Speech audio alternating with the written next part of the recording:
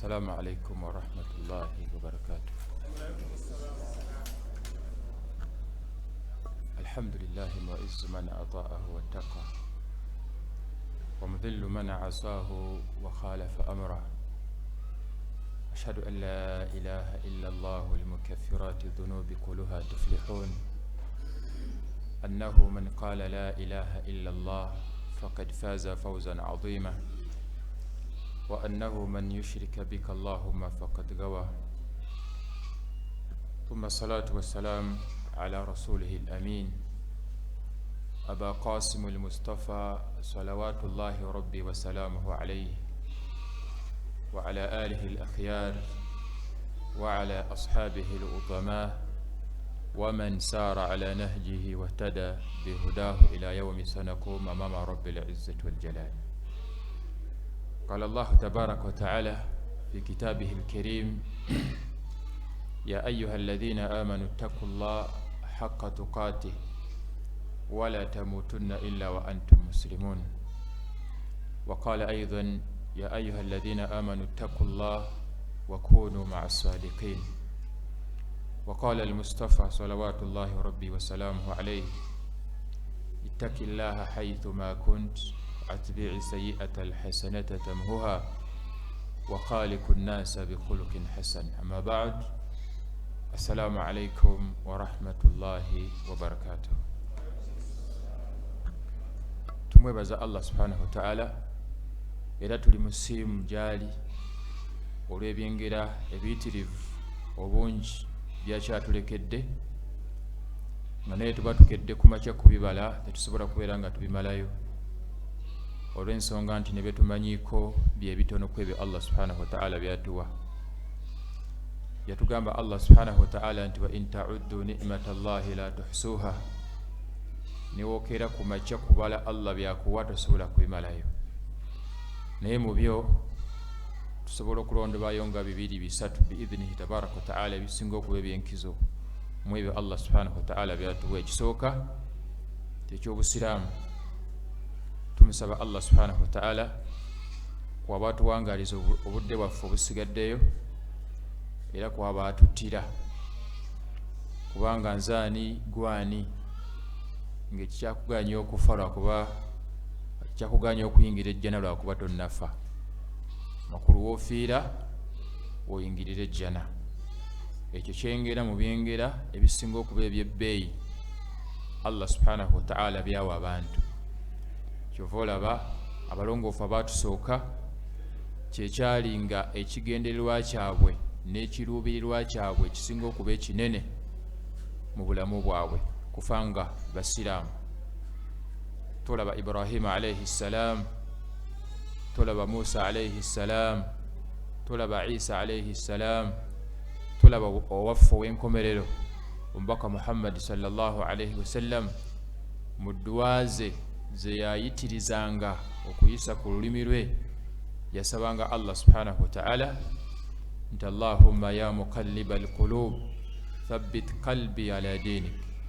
Owange gwe omunyweza w'emitima, thabbit qalbi ala dinik, nkusaba onyweza omutima gwange ng'ogunywereza ku busiraamu. Allahumma ya waliya al-islam wa ahli, owange gwe nanyini busiraamu. Allahumma ya waliya al-islam wa ahli massikna ala al-islam hatta nalqaka ilayhi, nywereza ku busiraamu paka inakusinkana. Kitegeeza nti ye yali hamu, kyekyali ekiruubirirwa ky'abalongoofu ekisinga okuba ekinene mu bulamu bwabwe, era akadde ke baafissangawo baasabanga Allah subhanahu wa ta'ala, naye nga kye baamusabanga ekisooka kubeera nga batta nga basiraamu, kubanga enkomerero ennungi kwe kufa nga oli musiraamu, ate enkomerero embi kwe kufa nga toli musiraamu. Tusaba Allah subhanahu wa ta'ala atuwe enkomerero ennungi. Ekyokubiri, ab'ebitiibwa kyekyobulamu. Akyali omulamu akyasobola okwenenya ebyo byasobezza Allah.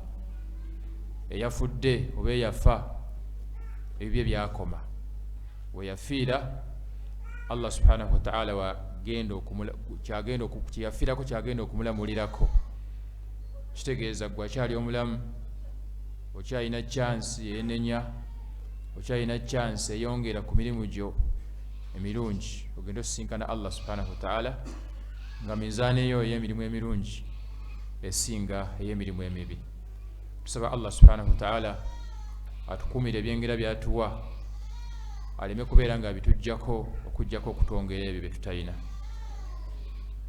Naam, olwaleero biidhinihi tabaraka wa ta'ala mukkirize mbeere nga mbajjukiza ku mulamwa ogugamba nti wujubu ittibaa'u rasulillahi sallallahu alayhi wasallam wa ashabihi wa khatru albid'atu ala alfard walmujtama', obwetteeka bw'okugoberera omubaka Muhammad sallallahu alayhi wasallam ne basahaba be n'akabenje akali mu kuzuula mu ddiini ow'ekitiibwa Allah subhanahu wa ta'ala eri omuntu kinnoomu n'eri society okutwaliza awamu.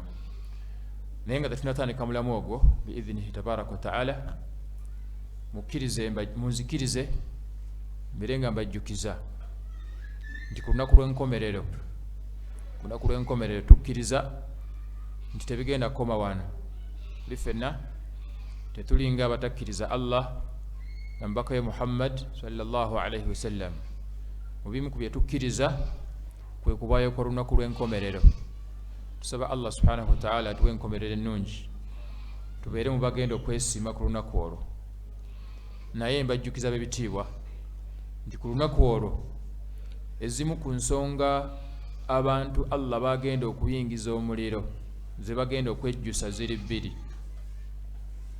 Ensonga abantu Allah bagenda okuyingiza omuliro, tusaba Allah aleme tuteeka mu abo, bagenda kwejjuza ensonga mmeka? Bbiri. Ensonga ezo weba nfunye ka chance akoogerako eri abasiraamu ntera okuzibajjukiza. Saba Allah subhanahu wa ta'ala azimpe kuzijjukira nammwe azibawe. Bagenda kwejjuza ensonga bbiri. Ensonga esooka bagenda kwejjusa okuba nti baawulira naye ne batawuliriza. Ensonga bagenda gyejjusa. Ensonga ey'okubiri bagenda kwejjusa okuba nti Allah yabawa ekyengera eky'amagezi naye ne batagakozesa bulungi. Ensonga ezo bbiri abagenda okuyingira mu muliro bagenda kwejjusa. Allah yagamba nti waqaalu, bagenda kugamba law kunna nasma au na'qil ma kunna fi ashabi sa'ir. Bagenda kugamba mbeera ya kwejjusa naye nga mu kaseera ako okwejjusa tekukyagasa nannyini waako. Bagenda kugamba nti kale singa twawuliriza oluvannyuma lw'okuwulira, kubanga tuwulira ebigambo tubiwulira, ne bwe tugenda okwogera twabiwulira dda naye tetuwulirizanga. Amakulu tetwateeka mu ki? Mu nkola, kubanga okuwuliriza mu bufunze kitegeeza kuteeka mu ki? Mu nkola ky'okoze eki? Ky'owulidde. Kati ekyo bagenda kyejjusa. Allah bagenda okuyingiza omuliro. Waqaalu law kunna nasma au na'kil ma kunna fi ashabi sa'ir. Kale singa twawuliriza oluvannyuma lw'okuwulira. Ekyokubiri, singa twakozesa bulungi amagezi gaffe Allah ge yatuwa. Ezinno ensonga ebbiri ze zigenda okuviirako abantu okutokomokera mu muliro, ebibinja n'ebibinja. Teri Allah subhanahu wa ta'ala gwagenda kubonereza okujjako nga yamusindikira ababaka ne babeerako bye boogerako ne gyali.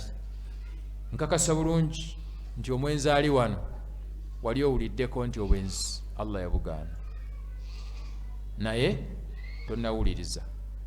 Era nkakasa bulungi nti amagezi Allah ge yakuwa gaakuyambako okutegeera kye baakugamba naye tebagakozesa bulungi. Tuli ffenna ali wano ng'oli mushiriku, olina shiriki gw'okola, yalula abalongo, olina irizi. Tuli ffenna olina ebigali wansi w'ebitanda n'ebifaanako weebityo. Eki kyakulemesezza okubeera nti obivaako. Nsonga ziri bbiri ezo ze nkujjukiza. Esooka towulirizanga naye owulira. eyokubiri amagezi go togakozesa bulungi, kozesa bulungi amagezi go Allah ge yakuwa, kubanga nadhiran lak, mutiisa gy'oli okuva eri Allah subhanahu wa ta'ala. Allah tagenda kubonereza muntu okujjako nga maze musindikira mubaka. Allah tagenda kubonereza muntu okujjako nga maze musindikira muki mubaka. Wama kunna mu'adhibina hatta nab'atha rasula, tetuli bakubonereza muntu yenna okujjako nga tumaze kubasindikira baki babaka. Babaka bazze mu bungi naye tetunnabawuliriza era tetunnakozesa bulungi magezi gaffe. Tukozese bulungi amagezi gaffe tuleme kwejjusa ku lunaku ng'okwejjusa tekukyagasa nannyini waako.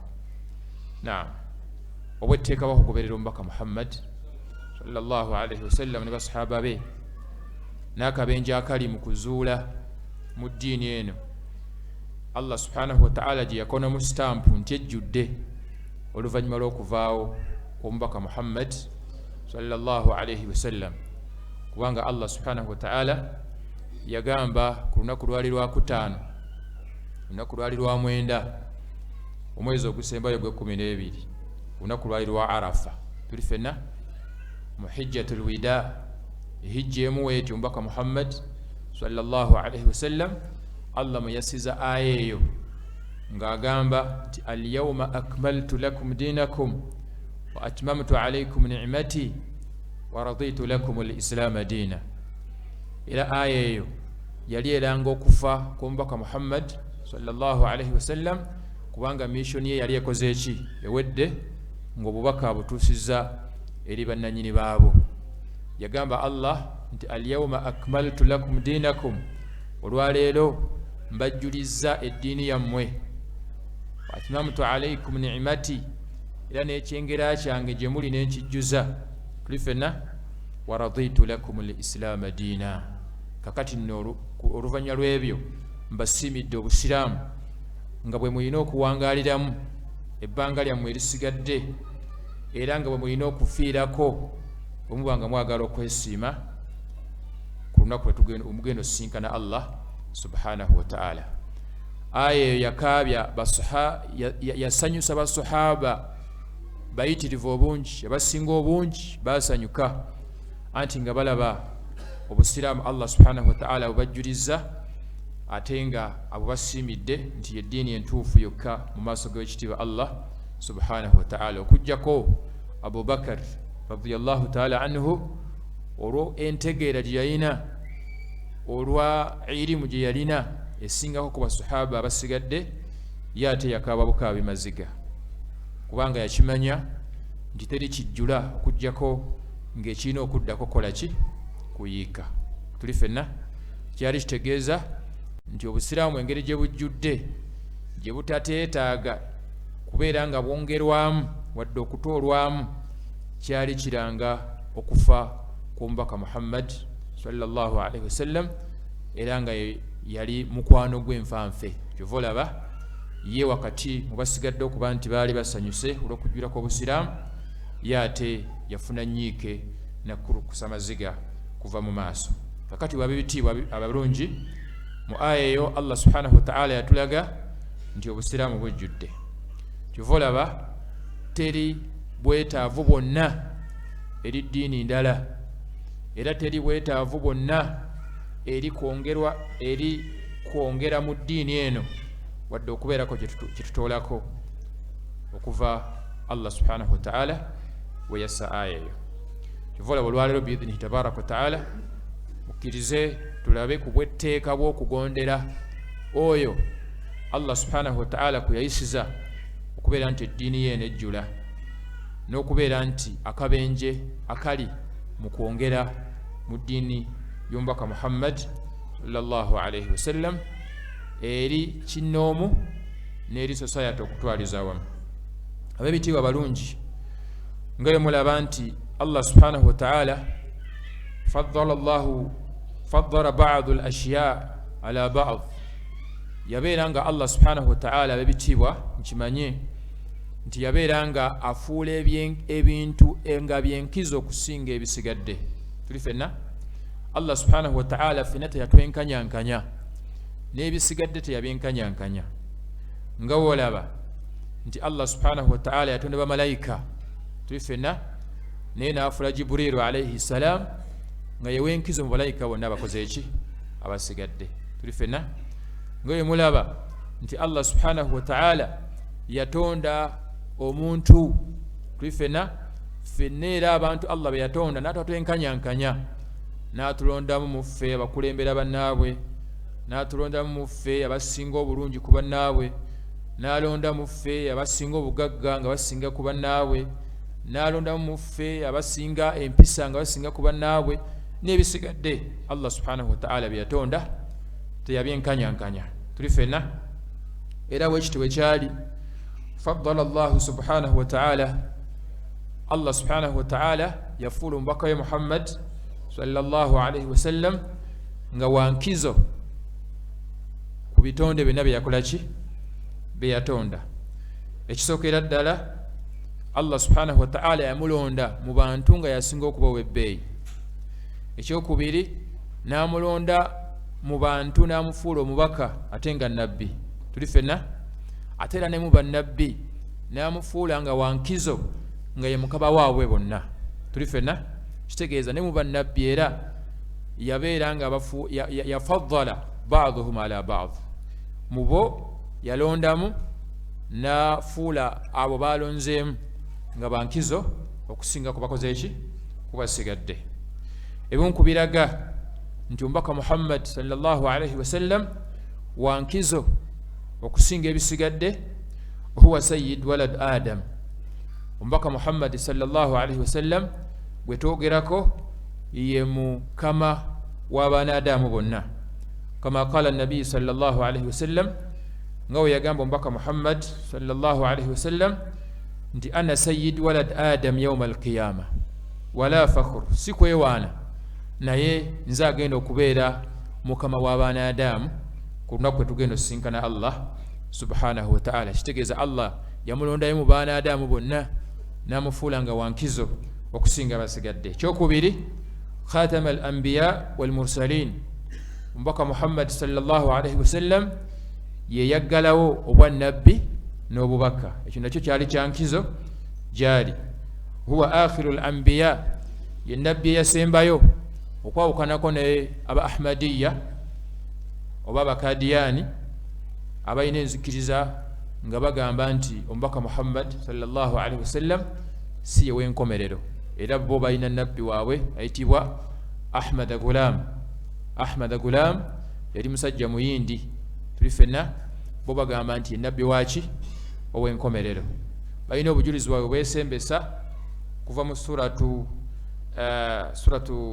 anbiya wembasirabidde nga bagamba nti omubaka mu Allah subhanahu wa ta'ala nabbi waabwe yamwogerako mu Qur'ani nga amwogerako mu mbeera ya kumuyita Ahmad ate nga Allah subhanahu wa ta'ala yali ategeeza mubaka Muhammadi sallallahu alaihi wasallam olw'ensonga nti omubaka waffe Muhammadi sallallahu alaihi wasallam yalina amannya mangi agamu ku mannya ge ye Ahmad tuli ffenna kati bo bagamba nti Allah subhanahu wa ta'ala yali tayogera ku mubaka Muhammad sallallahu alaihi wasallam nga ow'enkomerero wabula mbu yali ayogera ku nabbi waabwe oyo ayitibwa Ahmad Gulam eyafa naye nga buli waafa era bateekawo omulala omusika we kati okwawukanako naabo ffe tukkiriza ahli sunna wal jamaa okusinziira ku Qur'an ne sunna z'omubaka Muhammad sallallahu alaihi wasallam nti omubaka Muhammad sallallahu alaihi wasallam huwa khatimul anbiya wal mursalin ye yaggalawo obwannabbi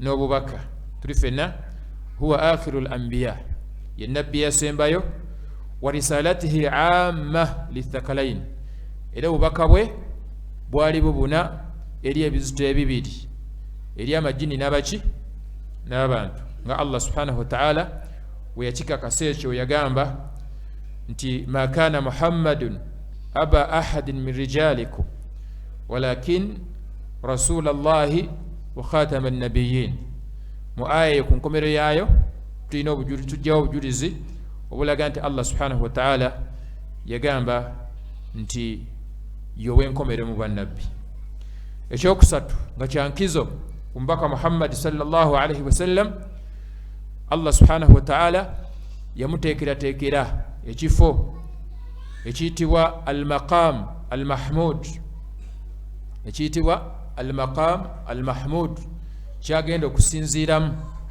okubeera nti awolereza abantu ku lunaku lwe tugenda okusinkana Allah subhanahu wa ta'ala. Era yakyova olaba yatugamba omubaka Muhammad sallallahu alaihi wasallam nti yenna asoma edduwa esomebwa nga bamaze okwaziina erimu okusabira omubaka Muhammad sallallahu alaihi wasallama okubeera nti Allah subhanahu wa ta'ala amuwa ekifo ekiyitibwa maqam al-mahmud.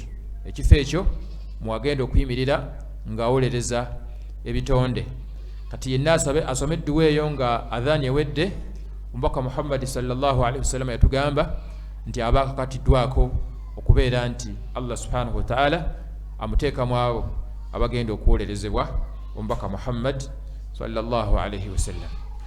Ekyokubiri, ekyokusatu, ekyokuna nga kimu ku byenkizo Allah subhanahu wa ta'ala byawa omubaka Muhammad sallallahu alaihi wasallam, yamuwa ekyokubeera nti agenda kuwolereza abantu be ku lunaku lw'enkomerero, ate era agenda kuwolereza abantu bonna okuva ku nabbi Adam alaihi salam paka ku w'enkomerero agenda okusembayo okubeera nti atondebwa.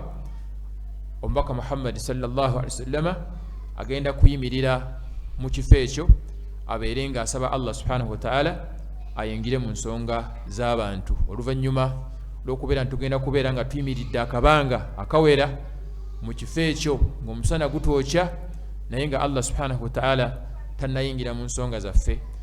Kati abantu bagenda kugenda eri bannabbi baabwe ab'enjawulo.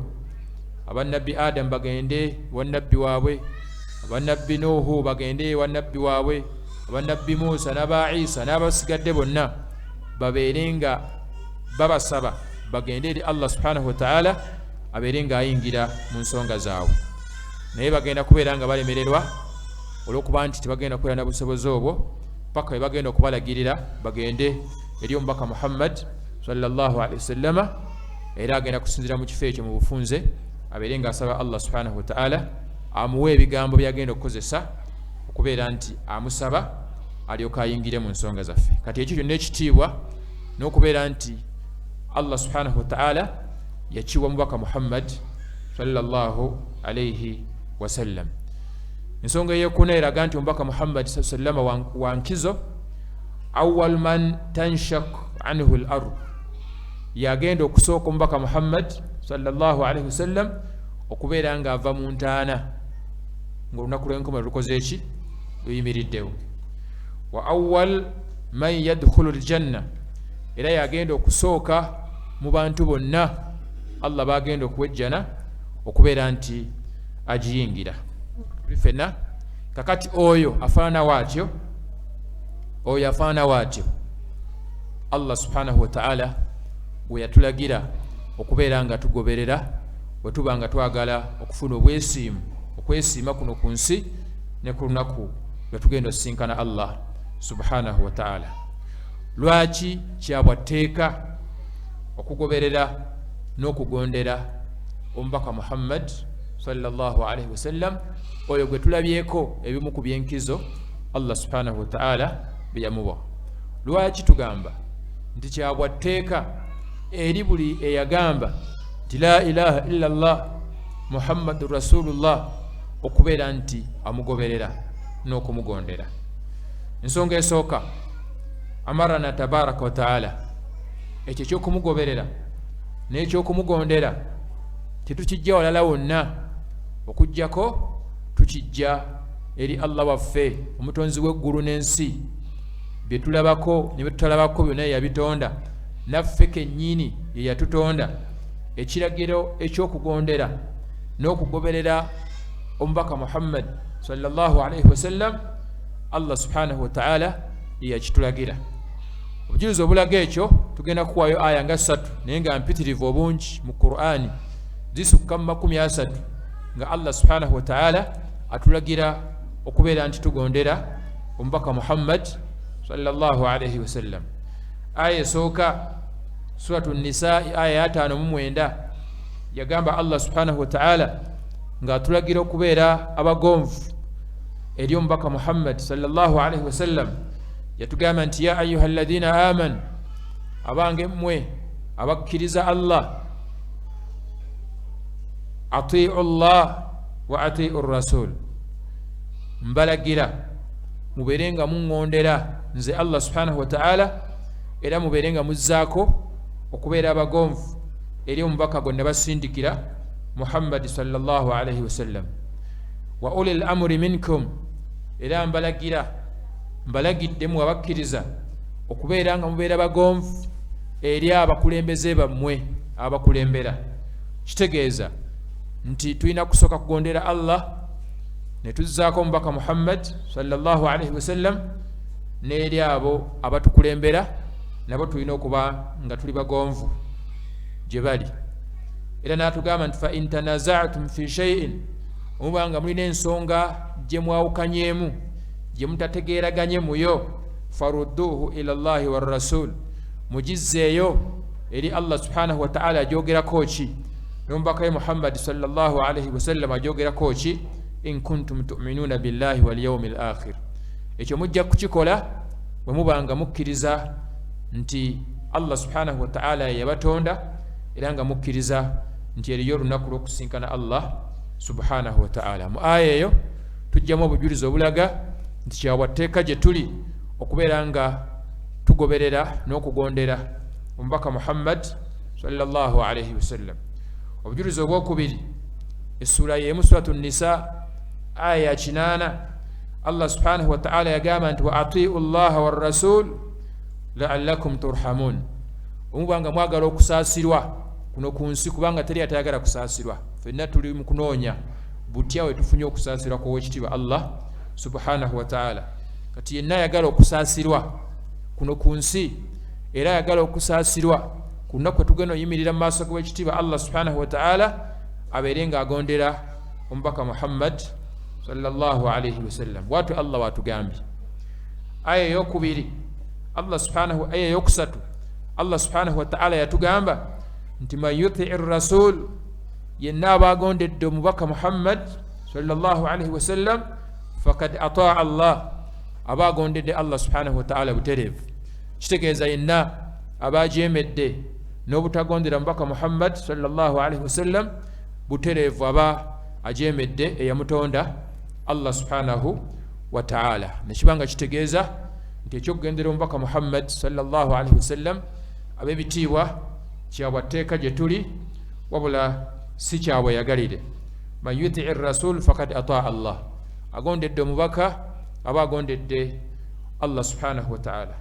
Waman tawalla, ate eyekutula ku ekyo n'akikuba amabega ekiki ekyokugondera omubaka Muhammad sallallahu alaihi wasallam, fama arsalnaka alaihim hafidha, Allah tutegeeza nti teyatusindikira mubaka Muhammad sallallahu alaihi wasallam abeere mukuumi kuffe, wabula yamusindika nga just kubeerako nakyo byatugamba nabo kutuusa bubaka okuva eri Allah subhanahu wa ta'ala, wabula si mukuumi kuffe kutulondoola tutadde mu nkola oba tetutadde mu nkola. Okuteeka mu nkola n'obutateeka mu nkola kuba kuluŋŋamya okuva eri ani? Okuva eri Allah subhanahu wa ta'ala, era atadde mu nkola bibonerezo bigenda kubeera bibye mu maaso g'owekitiibwa Allah subhanahu wa ta'ala, wabula omulimu gw'omubaka Muhammad sallallahu alaihi wasallam gwakubeera nti atuusa message okuva eri owekitiibwa Allah subhanahu wa ta'ala, era message yagituusa gye tuli, nekibanga kyasigala gye tuli okubeera nga tuteeka mu nkola byatujjira nabyo, n'okubeera nga tweziizaako Allah subhanahu wa ta'ala byabeera nga atugaana. Obujulizi okuva ku mubaka Muhammad sallallahu alaihi wasallam yennyini nga bulaga nti okumugondera kyabwatteeka. Yatugamba mu hadithi ya Abi Hurayra radiyallahu ta'ala anhu, yatugamba nti omubaka Muhammad sallallahu alaihi wasallam yagamba nti kullu ummati yadkhuluna aljanna. Hadithi eyo mulimu obujulizi obulaga nti kyabwatteeka gye tuli okubeera nga tumugondera, era kiri haramu, tekikkirizibwa ekituzizaako Allah n'omubaka we Muhammad sallama okubeera nti tumujemera. Yatugamba omubaka Muhammad sallallahu alaihi wasallam tikullu ummati yadkhuluna aljanna abantu ba umma yange bonna ejjana Allah gye yakola ngazi bonna basobola okugiyingira tuli fenna yagamba nti abantu ba umma yange bonna bagenda kuyingira ejjana illa man aba okujjako anaabaganye yatagenda kugiyingira basahaba baali bawuliza ebigambo bino ng'omubaka Muhammad sallallahu alaihi wasallam abyogera beewuunya nti omuntu asobola atya okugaana okuyingira ejjana ng'omubaka Muhammad sallallahu alaihi wasallam yagitutendera nti Allah yateekamu ma la aynun ra'at ebyo amaaso nga tebigalabangako n'ebyo ng'amatu tebigawulirangako n'ebyo ng'emitima gyaffe tebigifumiintirizangako omuntu asobola otya okugaana okugiyingira ne bamubuuza ya rasulallah waman yaaba ani asobola okugaana okuyingira ejjana qaala omubaka Muhammad sallallahu alaihi wasallam n'abaddamu naffe ng'atuddamu n'abagamba nti man ataani dakhala aljanna yenna anaŋŋondera yoyo agenda okuyingira ejjana yekka waman aswani faqad aba ate yenna ananjeemera ajja kuba aganye okuyingira ennyumba y'emirembe eyitibwa ejjana yetusaba Allah subhanahu wa ta'ala abeere nga ffenna agituyingiza bighairi hisab wala adhab nga tatubaze wadde okutubonereza kubanga ekyo akirinako obuyinza n'obusobozi ensonga eyokubiri lwaki tulina okugondera omubaka Muhammad sallallahu alaihi wasallam oba lwaki kyabwa tteeka gye tuli okumugondera omubaka Muhammad sallallahu alaihi wasallam waliannahu alaihi salatu wassalam olw'ensonga nti ye omubaka Muhammad sallallahu alaihi wasallam huwa almufassir likitabillah ye muvunuzi w'ekitabo kya Allah subhanahu wa ta'ala abebase tubalaba ate ne Allah yabalabye dda assalamu alaikum warahmatullahi wabarakatuh abebase tuzuukuke biidhinillah abebase tuzuukuke tetwebaka assalamu alaikum warahmatullah ki ekibebasa ku ssaawa zino ki ekibaviiriddeko okwebaka kale tukomewo biidhinihi tabaraka wa taala temwebaka tusome biidhinihi tabaraka tuli ku nsonga y'okumeka ey'okubiri lwaki kyabwa tteeka gye tuli okugondera omubaka Muhammad sallallahu alaihi wasallam esoose tugambye tutya ani atujjukiza esoose tugambye tutya naam Allah yatulagira okumukola ki kitegeeza tutumujeemera tuba tujeemedde ani kitegeeza okumugondera tuba tugondedde ani tuba tugondedde ow'ekitiibwa Allah subhanahu wa ta'ala kitegeeza gw'olaba yenna ng'agondedde I mean ng'ajeemedde omubaka Muhammad sallallahu alaihi wasallam aba mujeemu eri ani eri Allah tojeemere omubaka Muhammad sallallahu alaihi wasallama kubanga ojja kuba ojeemedde ani ojeemedde Allah subhanahu wa ta'ala naam ensonga ey'okubiri lwaki tulina okugondera omubaka Muhammad sallallahu alaihi wasallam olw'ensonga nti yatuvunulira Qur'ani kati wantegedde otya ebiri mu Qur'ani ng'omubaka Muhammad sallallahu alaihi wasallam tabikubuulidde olaba n'abaali bamanyi oluwalabu nga bawalabu era nga boogera luki luwalabu era nga bawalabu era nga boogera luwalabu aya Allah ze yassa mu luwalabu nga balumanyi tebazitegeeranga makulu gaazo tebategeeranga Allah kyategeezezza okujjako nga amaze kugenda eri ani mubaka Muhammad sallallahu alaihi wasallam n'abanyonyola Allah kyabadde akola ki kyabadde ategeeza tuli ffenna aya emu Allah subhanahu wa ta'ala yagamba nti suratul Baqara juzu ndooza ya 2 Allah yali ayogera ku swala tuli ffenna nti wama kana Allahu liyudhi'a imanakum tuli ffenna Allah subhanahu wa ta'ala si wa kusazaamu bukkiriza bwammwe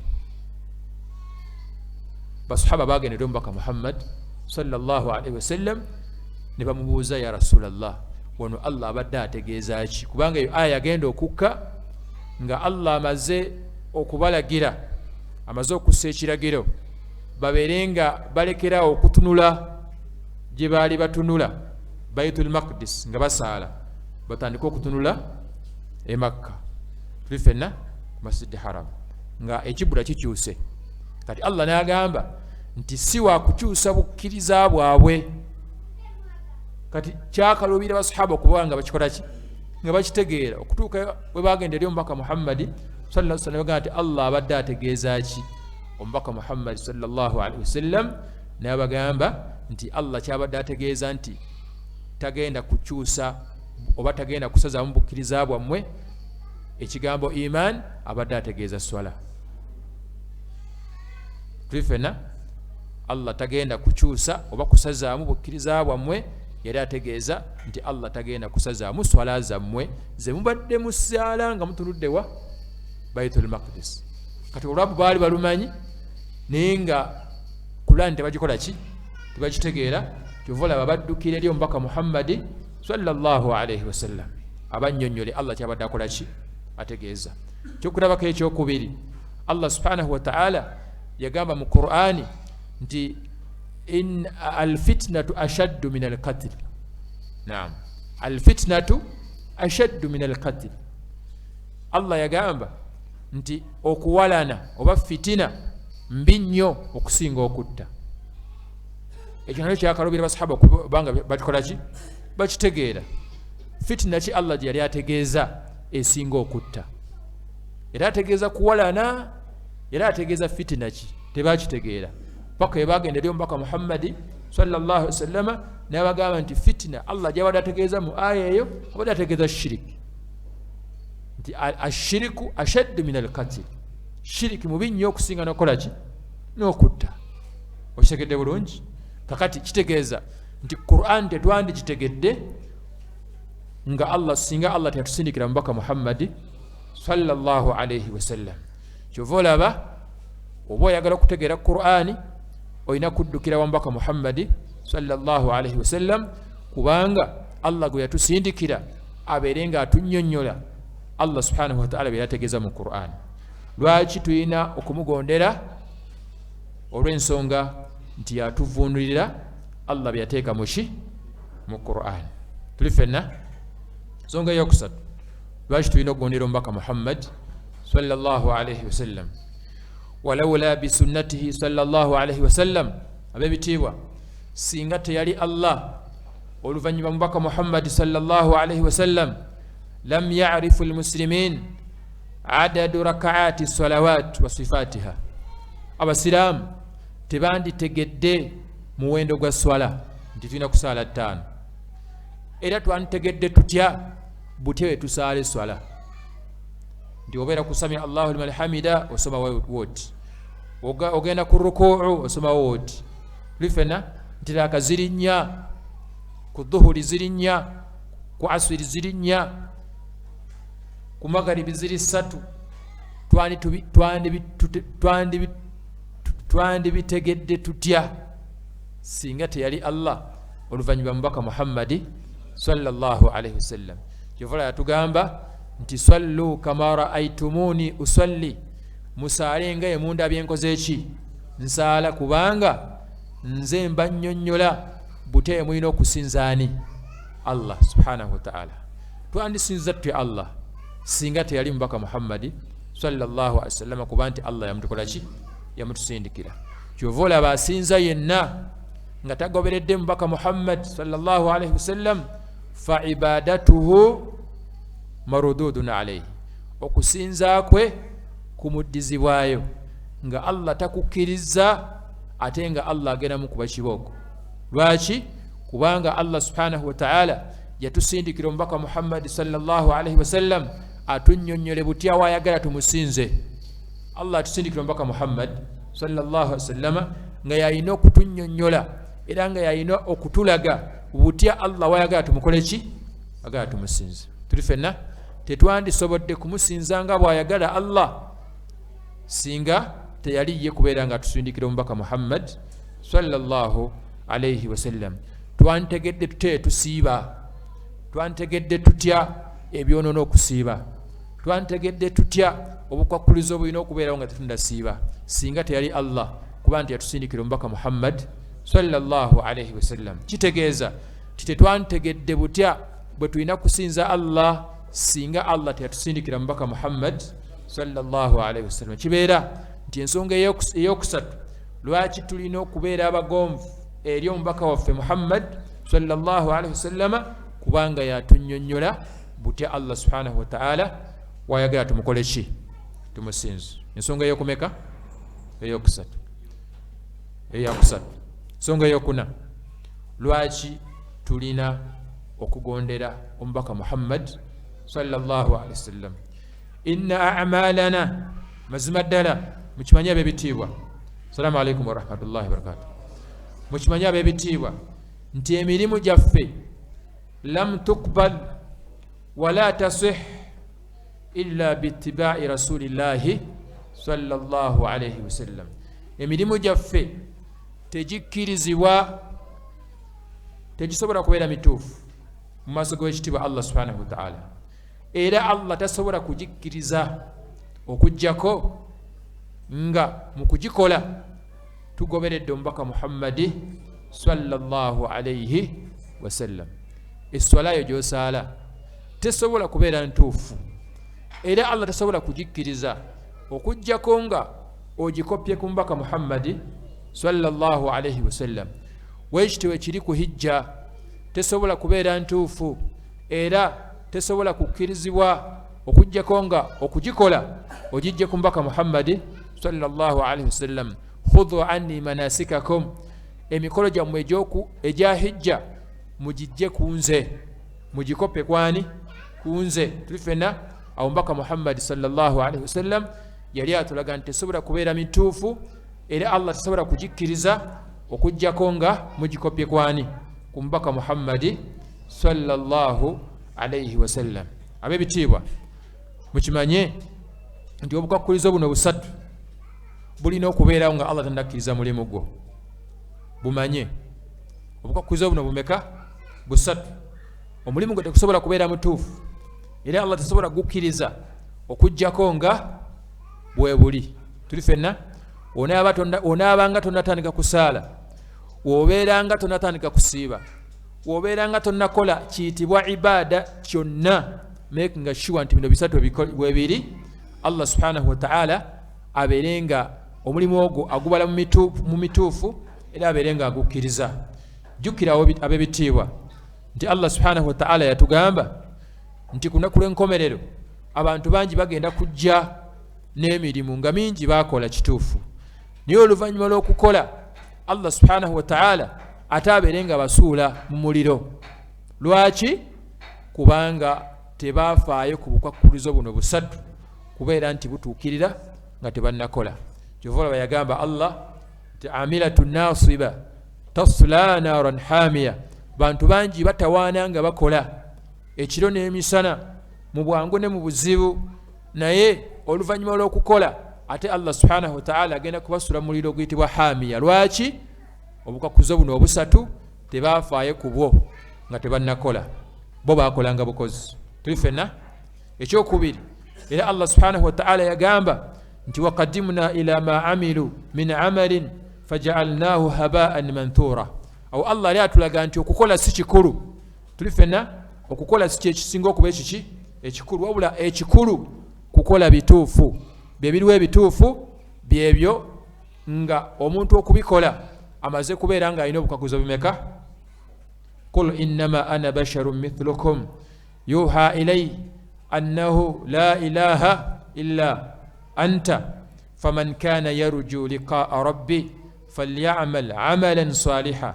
Allah atugamba mu sura ey'ekikumi mu suratul Kahf atugamba nti yenna alina essuubi okusinkana Allah subhanahu wa ta'ala nga musanyufu gyali, falyamal amalan saliha, akole emirimu nga mituufu. Abamanyi bagamba nti emirimu emituufu girina okuba nga girina obukwakulizo buno bumeka? Obusatu. Akwakulizo akasooka, Allah takkiriza mulimu gwa muntu yenna nga si musiraamu. Tuli ffenna. Kitegeeza woba toli musiraamu atakoze yakola ki yasinga kubanga newo naaba okoze ogenda kutawaana naye nga Allah subhanahu wa ta'ala tagenda kukkiriza kukolaako. Kati yenna akola omulimu gwonna oguyitibwa ibaada oba okusinza Allah, tuli ffenna kubanga okusinza Allah ismu jami'un likulli ma yuhibbuhu Allah wa yarda, linnya erikuŋŋaanya buli Allah kyayagala era nga akisiima. Kisobola okuba ekigambo nti subhanallah, kisobola okuba ekikolwa ng'okuvunama oba okusala, era esobola okubeera enzikiriza mu kifuba ng'okugumiikiriza oba okutawakkala eri Allah. Tuli ffenna ekyo ekiribwa ibaada.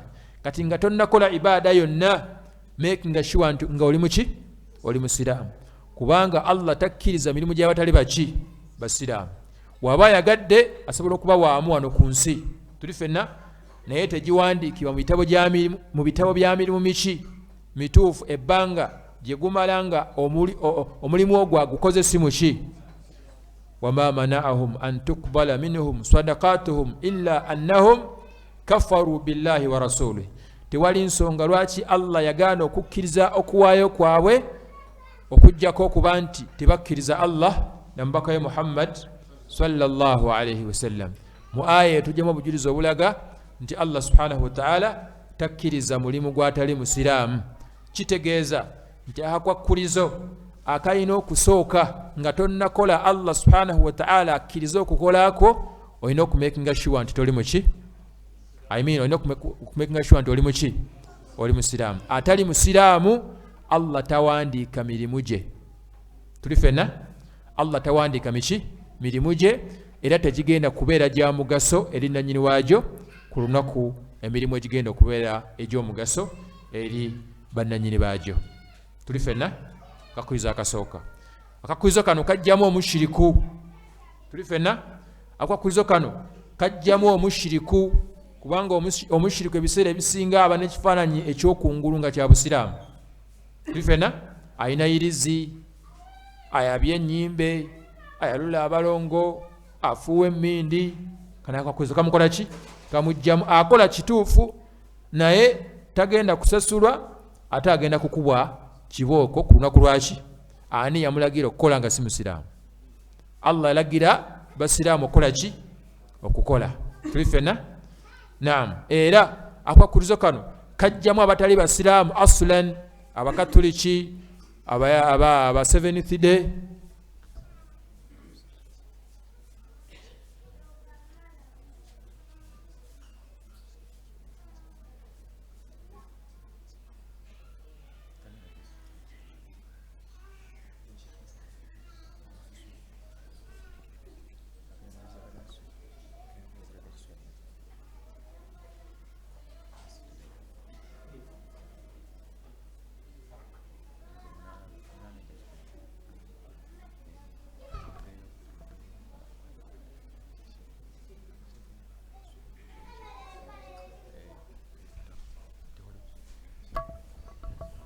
Naam, alhamdulillah, salatu wassalamu ala rasulihi sallallahu alayhi wasallam.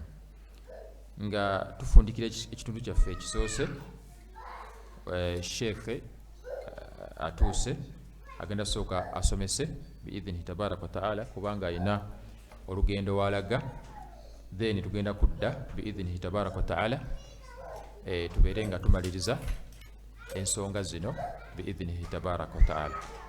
Tusaba Allah subhanahu wa ta'ala abeere nga atugasa n'ebigambo ebyo. Naam, assalamu alaikum wa rahmatullahi wa barakatuh.